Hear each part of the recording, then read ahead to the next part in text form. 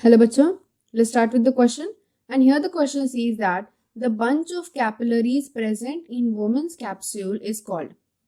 तो यहाँ पे क्वेश्चन में पूछा गया है कि जो बंच ऑफ कैपिलरीज होते हैं वोमेंस कैप्सूल में जो प्रेजेंट है उससे हम क्या कहते हैं. तो बेसिकली सबसे इंपॉर्टेंट चीज जानना हमारे लिए बहुत जरूरी है, दैट इज द नेफ्रॉन्स. तो नेफ्रॉन्स एक बहुत इंपॉर्टेंट पार्ट होता है हर किडनी का. This is the functional unit of kidney, or rather we can say structural and functional unit of kidney. okay, तो ये जो functional unit of kidney है उसमें प्रेजेंट होता है एक part and that we have to discuss here in the Bowman's capsule.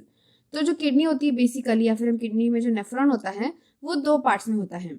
One is the glomerulus part, एक होता है ग्लोमेरुलस पार्ट, एंड दूसरा जो पार्ट होता है that is the renal tubule, that is renal tubule part. Okay, तो ये जो ग्लोमेरुलस पार्ट है यही ग्लोमेरुलस पार्ट है जो कि बोमन्स कैप्सूल में प्रेजेंट होता है inside the Bowman's capsule.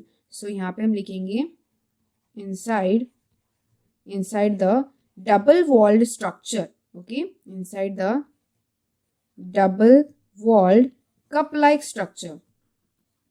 Like structure Bowman's capsule. जो कप लाइक स्ट्रक्चर होता है उसे क्या कहा जाता है, that structure is called as the Bowman's capsule, जिसमें प्रेजेंट होता है ये ग्लोमेरुलस. जो क्या काम करता है, obviously that works for the filtration purpose.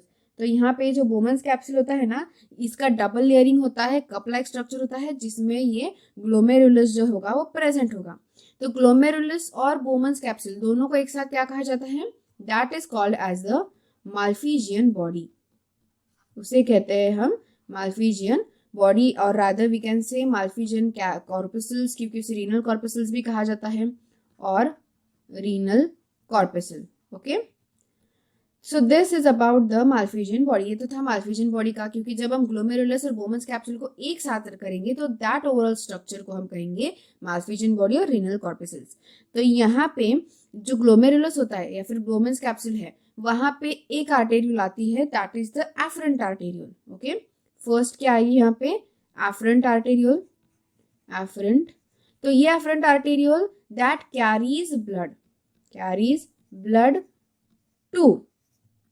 Carries blood to glomerulus. वो ग्लोमेरुलस को ब्लड कैरी करके लेके आती है. एंड जो इफरेंट आर्टेरियल होती है, इफरेंट आर्टेरियल दैट इमर्जेस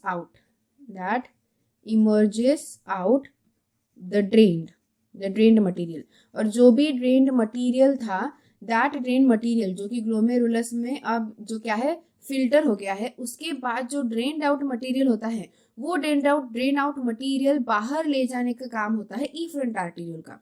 सो इसी वजह से एफरेंट आर्टेरियल होता है ना, वो थोड़ा डायमीटर में ज्यादा होता है, या फिर हम कह सकते हैं बड़ा होता है डायमीटर में, बट इफरेंट आर्टेरियल का डायमीटर थोड़ा कंपेरेटिवली छोटा होता है क्योंकि वो ड्रेन्ड आउट मटेरियल बाहर लेके जा रहा है. ओके, सो इस तरीके से ये ओवरऑल पूरा स्ट्रक्चर होता है. फर्दर यही स्ट्रक्चर जाके जो पीसीटी डीसीटी का स्ट्रक्चर है या फिर यू शेप नेफ्रॉन है उसमें जाके अटैच होता है वहां पे.